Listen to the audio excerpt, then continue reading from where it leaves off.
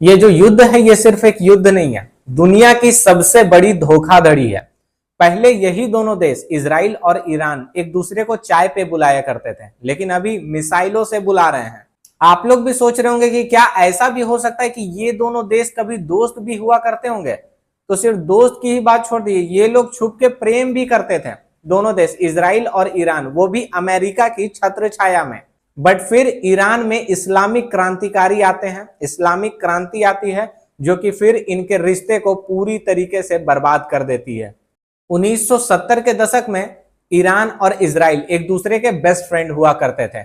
Iran अपना तेल Israel को बेचता था, तो इजराइल अपनी टेक्नोलॉजी और अपना हथियार ईरान को बेचा करता था। उस समय अमेरिका को मिडिल ईस्ट में एक मिनी अमेरिका चाहिए था, बिल्कुल इसी प्रकार से जिस प्रकार से अभी अमेरिका एक छोटा सा स्टेट बनाने की मांग कर रहा है हमारे देश के बगल में, यानी कि बांग्लादेश के पास में, जो कि म्यांमार का, बांग्लादेश का और इंडिया का थोड़ा सा हिस्सा ले सकता है। उसी प्रकार से उस समय भी अमेरिका मिडिल ईस्ट में अपना एक छोटा सा देश बनाना चाह रहा था, जिसके लिए इजराइल और ईरान दोनों ही तैयार थे। बट जब ईरान में इस्लामिक रेवोल्यूशन आता है तब शाह मोहम्मद रजा पहलवी को उखाड़ कर फेंक दिया जाता है और उसकी जगह ले लेते हैं खैमुनी, जो कि सीधे सीधे इजराइल को एक नाजायज राष्ट्र कहते हैं, उसे एक छोटा शैतान मानते हैं और अमेरिका को बड़ा शैतान। और उसी समय से शुरू होता है दुनिया का सबसे बड़ा cold war without any confirmation. अब ये दुश्मनी सिर्फ जुबान तक नहीं रही थी, पिछले कुछ सालों में ईरान और इजराइल के बीच में अब बम और मिसाइलों की दुश्मनी हो चुकी थी। इजराइल कहता है कि ईरान नाजायज रूप से न्यूक्लियर मिसाइलें बना रहा है, और उसी जगह पे ईरान कहता है कि इजरायली जो है वो फिलिस्तीनियों को मार रहे हैं। लेकिन इन दोनों के बीच में अमेरिका को देखिए वो कैसा प्रॉफिट कर रहा है अपना हथियार दोनों को बेच के। ये जो अमेरिका है ये दुनिया का जो पहरेदार बना फिरता है, ये पहरेदार नहीं है, एक्चुअली में ये एक दुकानदार है और इसके पास में सिर्फ हथियारों की दुकान है और ये पूरे दुनिया में सिर्फ हथियार ही सप्लाई करता है। देखिए जियोपॉलिटिकल कैसी चीज है, दो दुश्मन देश तुरंत दोस्त बन जाते हैं और दो दोस्त देश तुरंत दुश्मन बन जाते हैं। लेकिन ईरान और इजराइल का ये जो कन्फ्लिक्ट है ये इतना पेचीदा है कि हमें इसे अच्छे तरीके से समझने के लिए सीधा 1948 में जाना होगा। बट इससे पहले कि हम इजराइल और ईरान की इस लड़ाई का पूरा इतिहास जाने, आप लोगों से मैं रिक्वेस्ट करना चाहूंगा कि आप लोग नीचे सब्सक्राइब बटन को जरूर दबाइए, क्योंकि इससे हमें काफी मदद मिलती है अपने देश के हित के बारे में बोलने के लिए। तो 1948 में जब इजराइल एक देश बना था, उसे मान्यता चाहिए थी अलग देशों की, बट कोई भी देश उसे मान्यता देने को तैयार नहीं था। उस समय ईरान के leader Shah Mohammad Reza Pahlavi Iran को वोट देते हैं और उसे दर्जा देते हैं एक देश का।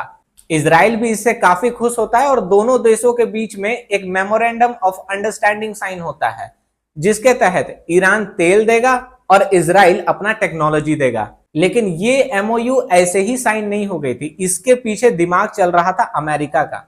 दरअसल अमेरिका को अच्छे तरीके से पता था कि मिडिल ईस्ट में तेल का भंडार है, लेकिन हाँ किसी के पास दिमाग नहीं है। तभी उसने इजराइल और ईरान को मिलवाया और कहा कि तेल तुम्हारा और हथियार हमारा। अब इजराइल ईरान को हथियार बेचने लग गया, ईरान तेल बेचने लग गया, और बीच में जो ब्रोकर जो था वो अमेरिका था। और आपको अच्छे तरीके से पता होगा कि एक ब्रोकर कभी कभी इतना कमा लेता है जितना कि असल में जो प्रोडक्शन करते हैं वो नहीं कमा पाते हैं। फिर 1979 में ईरान में एक इस्लामिक क्रांति आती है। वो क्रांति आने के बाद इजराइल को एक हराम देश कह दिया जाता है, और ईरान में जो इस्लामिक रेवोल्यूशन हुआ उसके हिसाब से जो शाह रजा पहलवी इजराइल का साथ दे रहे थे उन्हें तुरंत उखाड़ कर फेंक दिया जाता है। और फिर आते हैं अयातुल्ला खुमैनी, जो कि एक प्रॉपर तरीके से कट्टर इस्लामिक थे। इतना होते ही इजराइल परेशान हो जाता है और अमेरिका ये देख के हैरान हो जाता है, और ईरान कहता है कि वो दुनिया को इस्लामिक ताकत दिखाएंगे। फिर 1980 से 88 के बीच में देखिए क्या होता है, ईरान और इराक का युद्ध छिड़ जाता है। और उस समय चोरी छुपे इजराइल अपने हथियार जो है वो ईरान को बेचता है। बताइए, उसी ईरान को जो ईरान कहता था कि इजराइल एक हराम देश है। क्यों भाई, अब तुम्हें मदद लेने में शर्म नहीं आ रही है? और इजराइल को भी सोचना चाहिए, लेकिन उसका तो छोड़ दीजिए, वो तो हथियार बेच रहा है, उसका तो प्रॉफिट हो रहा है। लेकिन ईरान को तो समझ में आना चाहिए कि यार तुम हराम का सामान ले रहे हो। दुनिया ये देखकर हैरान हो जाती है, कहते भाई ये कैसी दुश्मनी है, अंदर अंदर मदद कर रहे हैं। तो ईरान उसमें कहता भाई हम तो लेंगे, दुनिया को जो बोलना है बोले, और हाँ हमारा दुश्मनी भी वैसा ही कायम रहेगा, और अभी हम इजराइल से मदद भी लेंगे। बताइए। फिर आता है 1992। अब इजराइल ईरान के ऊपर यह आरोप लगाता है कि ईरान नाजायज तरीके से मिसाइल बना रहा है, वो भी न्यूक्लियर मिसाइल्स। इजराइल पूरी दुनिया को उस समय यह चेतावनी देता है कि एक बार अगर यदि ईरान पूरी तरीके से न्यूक्लियर कंट्री बन जाता है तो फिर आतंकवादी जो हैं वो न्यूक्लियर मिसाइल्स और न्यूक्लियर बॉम्ब्स का इस्तेमाल करने लगेंगे। और आप लोगों को पता होगा कि जो आतंकवादी होते हैं वो कुछ भी नहीं सोचेंगे, एक न्यूक्लियर मिसाइल परमाणु बम का यूज करने से पहले वो लोग सीधा दाग देंगे, और नतीजा क्या होगा ये आप लोगों को बहुत अच्छी तरीके से पता होगा, हिरोशिमा और नागासाकी देखकर। लेकिन इतने में देखिए ईरान का क्या पलट कर जवाब आता है, वो कहते हैं कोई न्यूक्लियर मिसाइल नहीं बन रहा है, वो लोग बस बिजली की फैक्ट्री बना रहे हैं।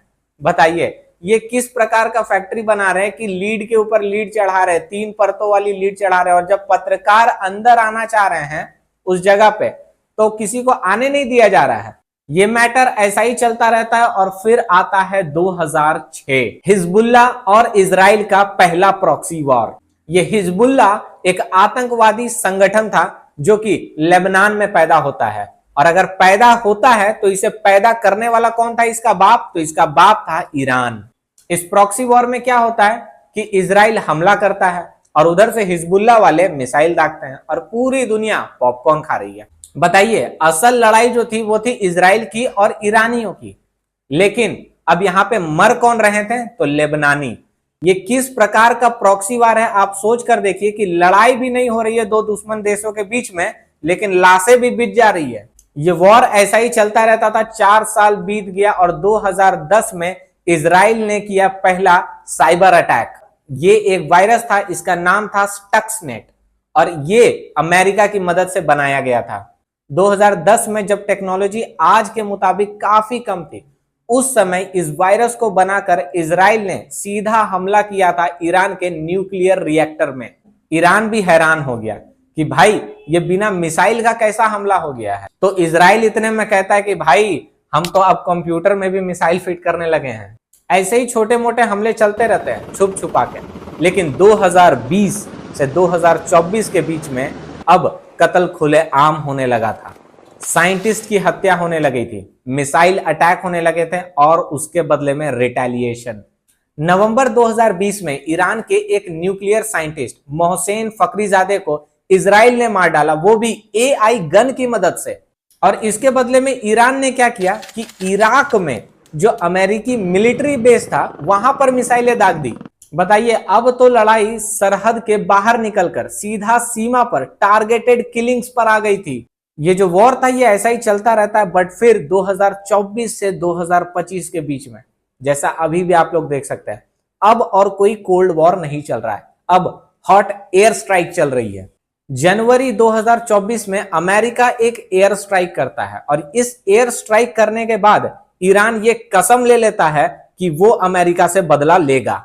अमेरिका ने बगदाद में ईरान समर्थित मिलिशिया कताइब हिजबुल्ला के ठिकानों पर हमला कर दिया।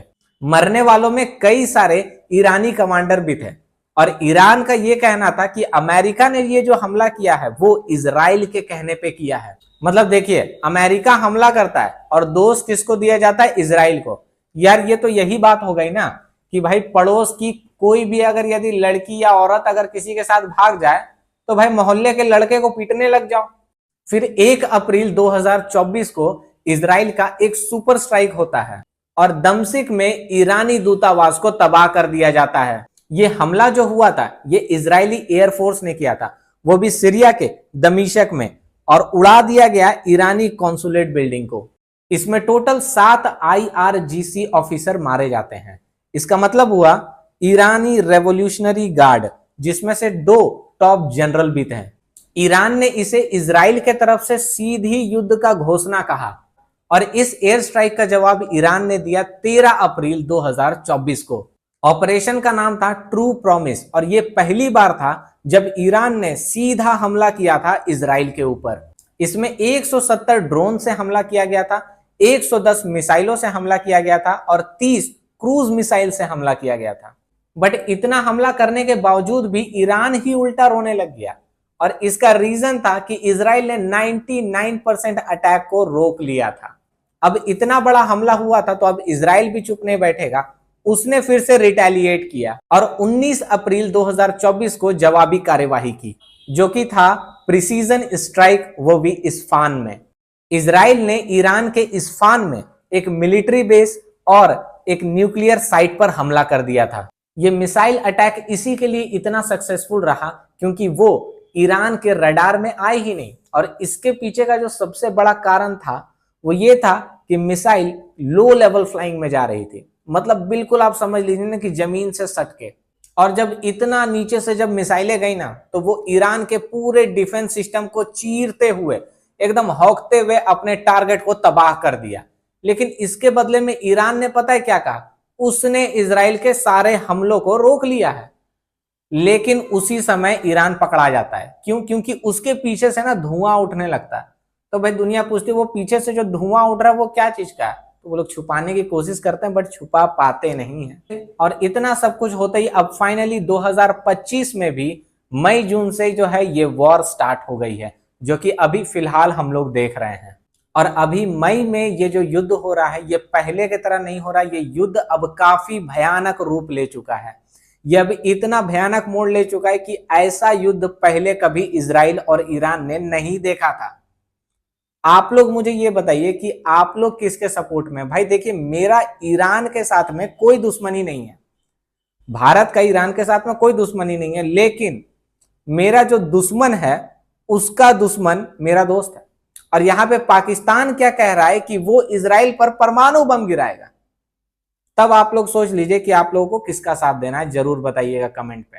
और अगर ये वीडियो थोड़ा सा भी अच्छा लगा हो दोस्तों तो लाइक जरूर कीजिएगा और नीचे सब्सक्राइब बटन भी दबा दीजिएगा। इससे हमें काफी मदद मिलती है अपने देश के हित के बारे में बोलने के लिए।